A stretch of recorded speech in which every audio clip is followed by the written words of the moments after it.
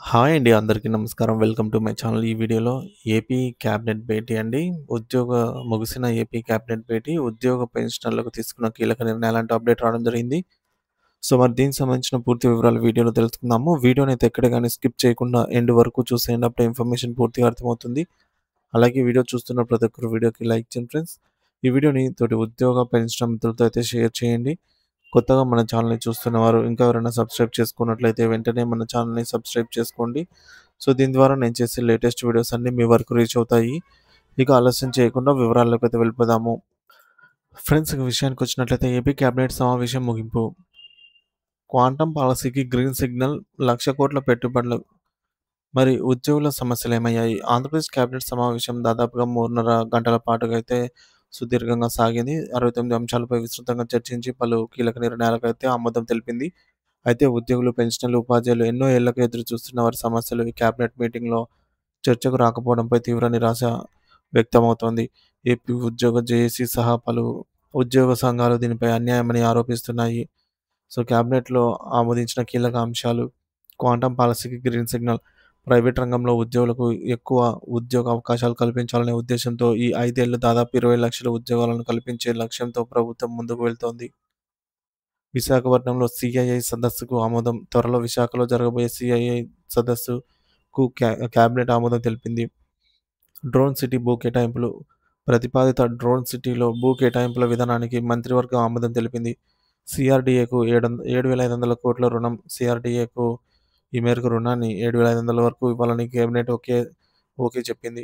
1,00,000 కోట్ల విలువైన పెట్టుబడులు. రాష్ట్రానికి సుమారు 1,00,000 కోట్ల విలువైన పెట్టుబడులకు సంబంధించి ప్రతిపాదనలకు కేబినెట్ ఆమోదముద్ర వేసింది. పలు సంస్థలకు భూ కేటాయింపులను ఆమోదించింది. పార్టీ కార్యాలయాలకు లీజు చట్ట సవరణ. పార్టీ కార్యాలయాలకు లీజుకు సంబంధించి చట్ట సవరణ ఏపీ కేబినెట్ ఆమోదం తెలిపింది. సో, ఇక తుఫాను వల్ల జరిగిన నష్టంపై చర్చ. ఇటీవల సంభవించిన మొంతా తుఫాను నష్టం అంచనాలు, బాధితులకు. సో, ఈ మేరకు బాధితులకు అందాల్సినటువంటి పరిహారంపై కూడా కేబినెట్‌లో సుదీర్ఘంగా చర్చించారు. పేదలకు ఇల్లు కట్టించే విషయంలో ప్రభుత్వం చాలా ఉదారంగా వివరించాలని అయితే కేబినెట్ కీలక ప్రకటన చేసింది. స్థలాలు లేని వారికి ఏడాదిలోపు ఇల్లు కట్టించేలాగా మంత్రులు, ఎమ్మెల్యేలు చొరవ చూపాలని సీఎం చంద్రబాబు నాయుడు కీలక ఆదేశాలు జారీ చేశారు. నివాస స్థలం లేని వారిని అర్హులుగా గుర్తించి ఇంటి స్థలాలు దక్కేలాగా చూడాలని సీఎం చంద్రబాబు పేర్కొన్నారు. సమస్యల పరిష్కార విషయంలో కూడా జాప్యం ఉండకూడదని, సమస్యల పరిష్కారానికి సరైన విధానాన్ని రూపొందించాలని కేబినెట్ ఆదేశించింది. ఉద్యోగుల ఆవేదన. పెండింగ్‌లో ఉన్న సమస్యలు. కేబినెట్ సమావేశంలో అనేక కీలక నిర్ణయాలు తీసుకున్నప్పటికీ ఉద్యోగులు, పెన్షనర్లు, ఉపాధ్యాయుల దీర్ఘకాలిక సమస్యలు చర్చలకు రాకపోవడంపై వారు తీవ్ర అసంతృప్తిగా ఉన్నారు. ప్రభుత్వం తక్షణమే చేయాల్సిన కర్తవ్యాలివి. ముఖ్యంగా డీఏ, ఇతర బకాయిలన్నిటిని కలిపి దాదాపు 30,000 కోట్లున్నాయి. వీటిని వెంటనే విడుదల చేయాలి. 12వ పీఆర్సీ కమిషన్ ఇంకా ఏర్పాటు చేయలేదు. దీన్ని వెంటనే నియమించాలి. మధ్యంతర భృతి ఐఆర్ గతంలో 2019లో 27% ఇచ్చారు. ఇప్పుడు 30% ఇవ్వాలని అయితే ఉద్యోగులు ఎదురు చూస్తున్నారు. వెంటనే దీన్ని ప్రకటించాలి. జీపీఎఫ్ సొమ్ము, సరెండర్ లీవ్ వంటి బిల్లులు 2, 3 సంవత్సరాలుగా పెండింగ్‌లో ఉన్నాయి. వాటిని వెంటనే విడుదల చేయాలి. Retirement benefits. రిటైర్ అయిన వెంటనే రిటైర్మెంట్ బెనిఫిట్స్‌ను విడుదల చేసే విధంగా ప్రభుత్వం చర్యలైతే తీసుకోవాలి. ఈహెచ్ఎస్ హెల్త్ కార్డులు సరిగ్గా పనిచేయడం లేదు. క్యాష్‌లెస్ ట్రీట్మెంట్ కోసం నూతన హెల్త్ కార్డుల స్కీమ్‌ను ప్రవేశపెట్టి కార్పొరేట్ హాస్పిటల్స్‌లో కూడా ఉచితంగా వైద్యం అందే విధంగా చర్యలైతే తీసుకోవాలి. ఈ అంశాలపై కూడా ప్రభుత్వం దృష్టి సారించాలి. సో, ఖాళీ పోస్టుల భర్తీ, ప్రమోషన్లు, బదిలీలపైన. కాంట్రాక్టు, ఔట్‌సోర్సింగ్ ఉద్యోగులు. వీరికి ఉద్యోగ భద్రత లేదు. వీరిని రెగ్యులర్ చేయడమా, లేదా ఒక స్కేల్ అమలు చేయడమా, లేదా వారి సమస్యలన్నిటిని పరిష్కరించే విధంగా చర్యలు తీసుకోవాలి. ఉద్యోగుల ఆకాంక్షలు, చర్చలు, పరిష్కారాలు. ప్రభుత్వం అనేక లక్షల కోట్ల నిధులు కేటాయిస్తూ అనేక నిర్ణయాలు తీసుకుంటున్నప్పటికీ ఉద్యోగులు, పెన్షనర్లు, ఉపాధ్యాయులను గాలికి వదిలేయడం అన్యాయం. కేబినెట్‌లో ఆమోదించిన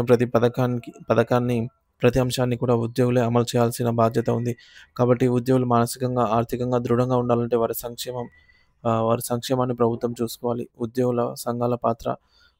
ఉద్యోగ జేఏసీ తక్షణమే అత్యవసర సమావేశాన్ని ఏర్పాటు చేసుకొని ఉద్యోగుల ఆకాంక్షలను, ఆశలు ఏమిటో స్పష్టం చేయాలి. ఒక్కొక్క ఉద్యోగి డీఏలు లేకపోవడం వల్ల, పీఆర్సీ ఆలస్యం కావడం వల్ల, మధ్యంతర భృతి లేకపోవడం వల్ల లక్షలు నష్టపోతున్నారు.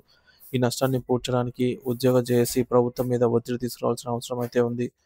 ప్రభుత్వం కూడా ఉద్యోగ జేఏసీని చర్చలకు ఆహ్వానించి వారి సమస్యలన్నింటినీ పరిష్కరించే విధంగా చర్యలు తీసుకోవాలి. వచ్చే క్యాబినెట్ మీటింగ్‌లోనైనా లేదా వచ్చే నెలలోపైన ఉద్యోగుల పెండింగ్ డీఏలు, పెండింగ్ బిల్లులు, అలాగే మధ్యంతర భృతి ప్రకటించడం, పీఆర్సీ కమిటీ ఏర్పాటు చేయడం వాటిపైన ఒక నిర్ణయం అయితే తీసుకోవాలి. తెలంగాణ ప్రభుత్వం పీఆర్సీ కమిషన్ ఏర్పాటు చేసి మధ్యంతర భృతి ఇస్తున్న నేపథ్యంలో ఏపీలో కూడా అదే తరహాలో వెంటనే మధ్యంతర భృతిని ప్రకటించాలి.